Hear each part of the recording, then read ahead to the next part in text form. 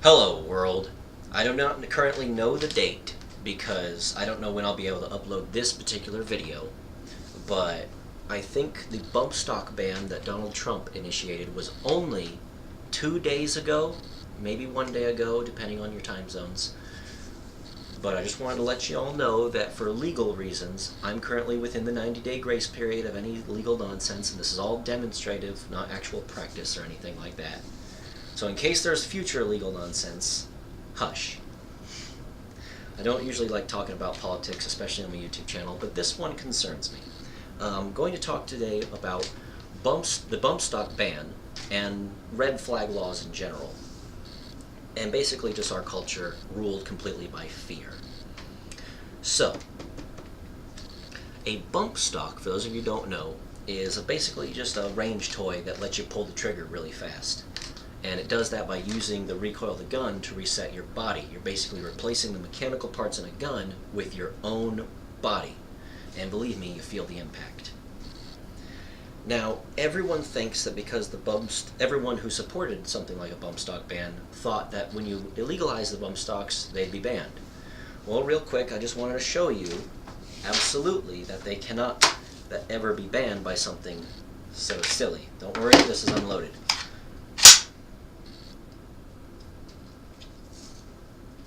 So if I were to take this gun and loop a rope through it, and then loop the rope around myself, and then go ahead and just tie the rope off kind of loose, not even really pay attention to how it is, and then put it around myself so it's around the trigger. Now watch this. Oh, safety. Now let's go ahead and make sure it's unloaded for this, because I don't want to fire a shot off down in the dungeon.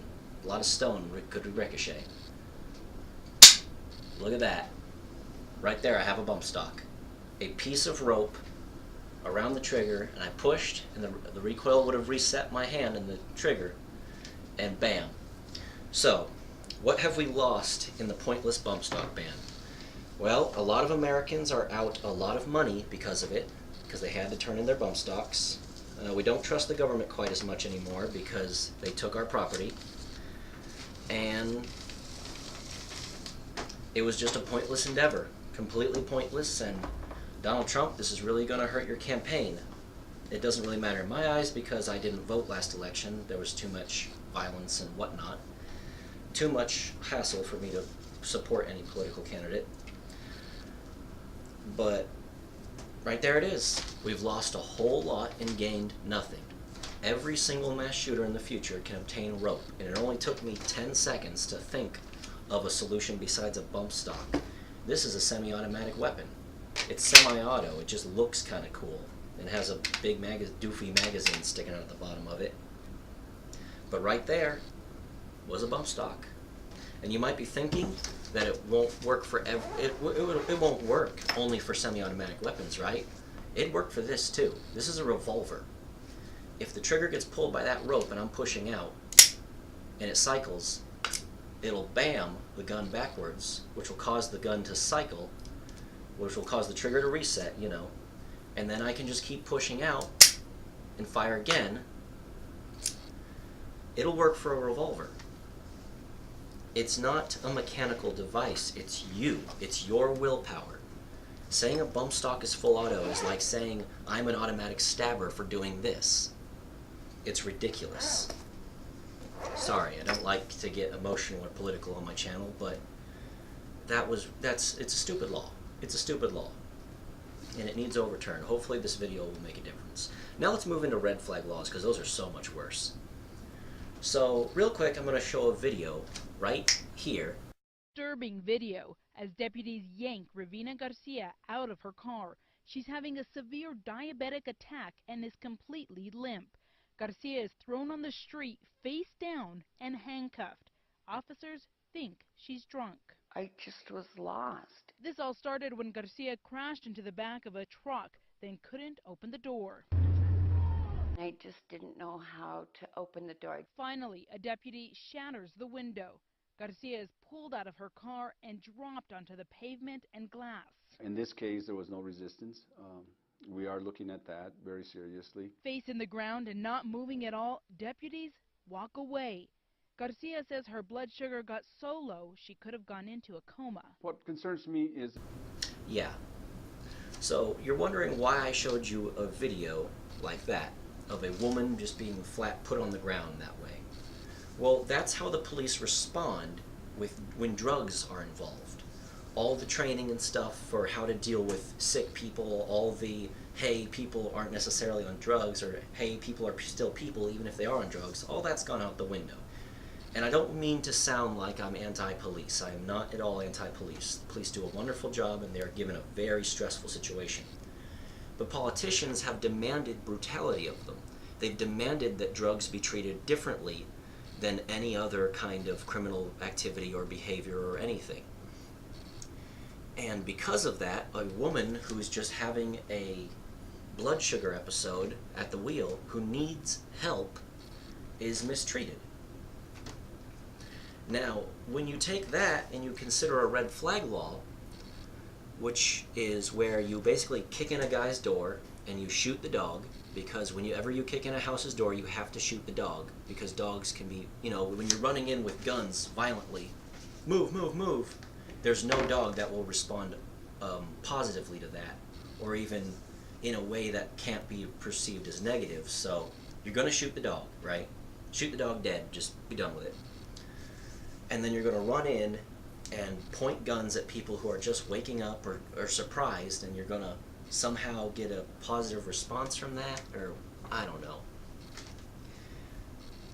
And that's a recipe for disaster, right? We already had a guy shot to death because supposedly he reached for his gun and the gun went off. We don't know that the officer didn't just grab him while he was holding his gun, because, they knocked on his door at nighttime. You're going to answer the door with a gun in your hand. And there you go. Now here's another video. I don't know. I have no idea why he's blaming me. I'm just representing me. Why are you blaming the messenger? She's the one that has told me no. Yeah, but sir, you're making a huge mistake right now. You're making a huge mistake because you're threatening a person. Okay. Oh, please. No, we're done. No, we're done. You're under arrest. Hey, we're done. Sir, I haven't been training. Hey! Pain. That video is of an officer arresting a nurse because she can't be bothered with him right at the moment. She's busy. She's a nurse, so she's administering drugs and stuff. She's handling her patients, and because he's after what he perceives to be a drug user or something of that kind, because he has very little information from the department telling him what to do, he just knows to grab a blood sample from some guy who might be under suspicion of drugs. So screw his rights. Let's just go ahead and grab that.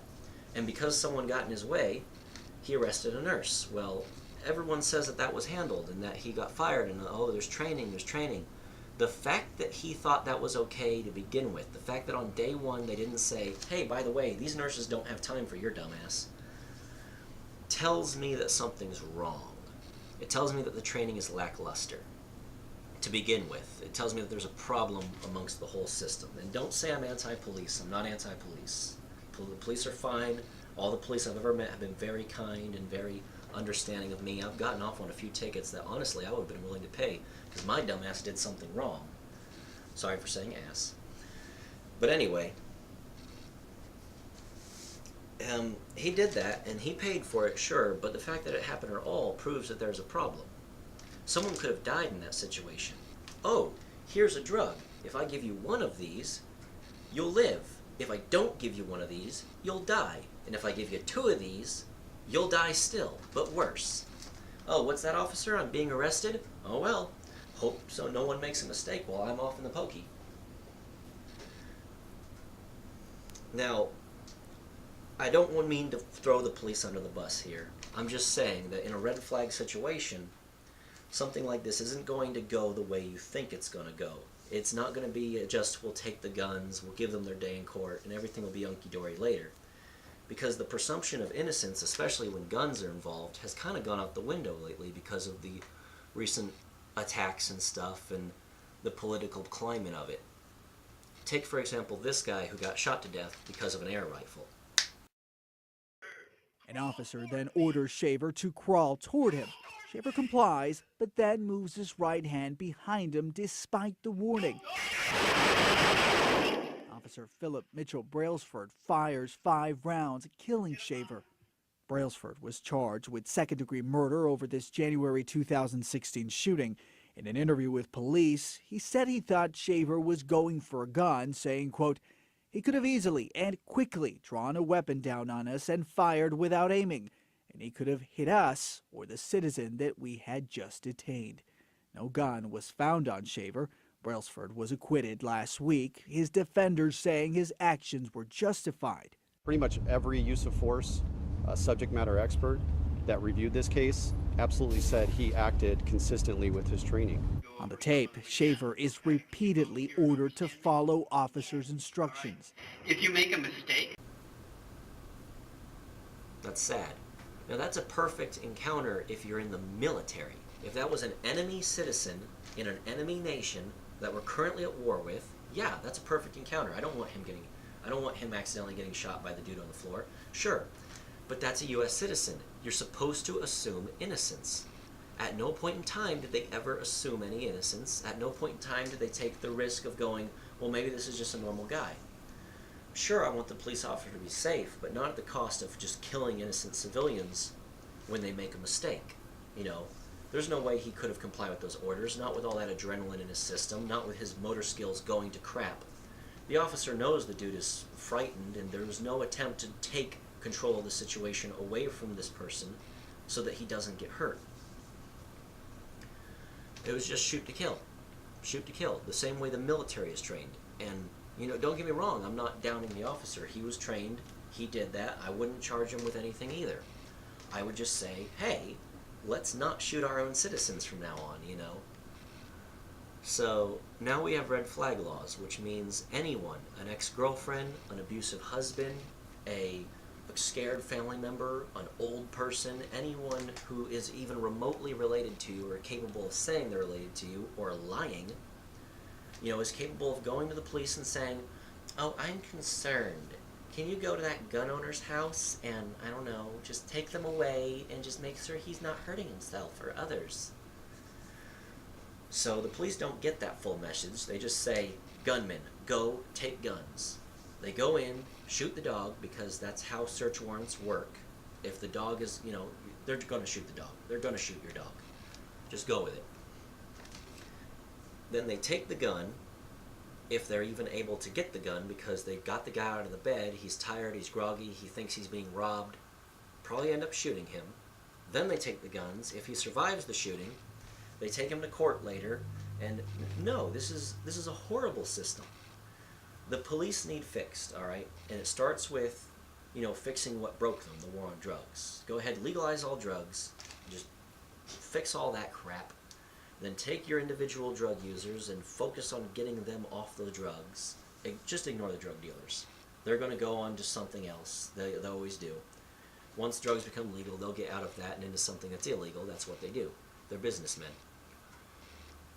You know, but the red flag law, it's stupid. It's stupid. Why would you do it while we're currently trying to work with this problem? And every time there's a mass shooting, and every time there's more panic, and any time you can put more fuel on the fire, people just seem to do it.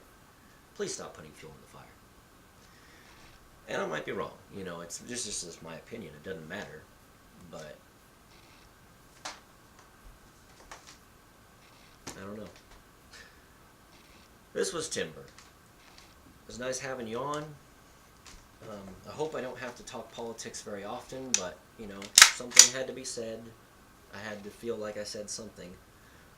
If a red flag law does get passed, please remember that if you call in a police raid on your family or whatever, there is a chance they could be killed. So don't do it lightly. Don't just see them at Thanksgiving and go, he has too many guns, I'm concerned.